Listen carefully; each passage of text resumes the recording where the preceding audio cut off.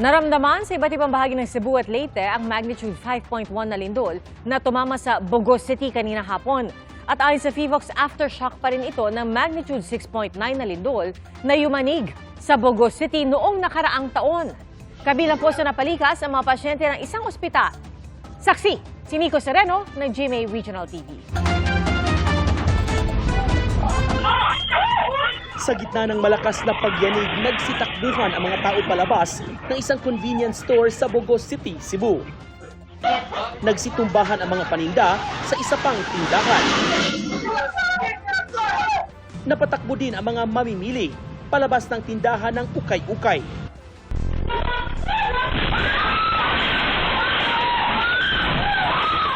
Nabalot ng takot ang mga empleyado sa tindahang ito.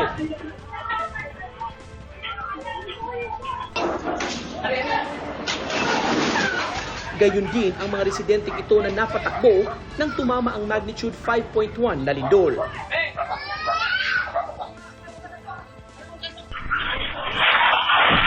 Nayugyog ang mga sasakyan. Ang mga estudyante ng isang kolehiyo nagsilikas at napatakbo patungo sa open area. Pinalabas din ang mga pasyente sa ospital na ito.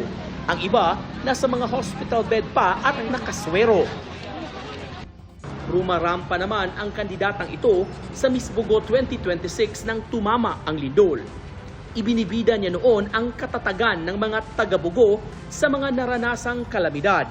To rise, rebuild, and shine after it passes. This is the spirit of Serbisyo sa Bogo. A community that serves... Hala! Dugay-dugay dyan siya na nahuman mga 10 seconds guro to siya kay pag-una kay ni kuana siya, pag-una kay ni hinay siya ya. Hantod nga ni paspas siya. Wala na lagi padayon na ilahang sashing sir, iputol na lang nila.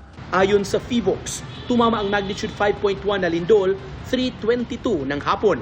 Intensity 5 sa Bogos City at Medellin, Cebu. Ramdam din ang lindol sa iba pang bahagi ng Cebu at Leyte. Ayon kay Bogos City Mayor Maria Shelo Martinez, wala pa silang naitatalang matinding pinsala dahil sa lindol, pero may nawalan daw ng malay. Patuloy rin ang pagkalap nila ng impormasyon. Ayon naman kay Cebu City Mayor Nestor Archival, wala rin silang naitalang major damage sa kanilang lugar dahil sa lindol. Inabisuhan din niya ang mga tao na kumalma, huwag magpanik at maging handa sa posibleng aftershocks. Ako si Nico Sereno ng GMA Regional TV, ang inyong saksi.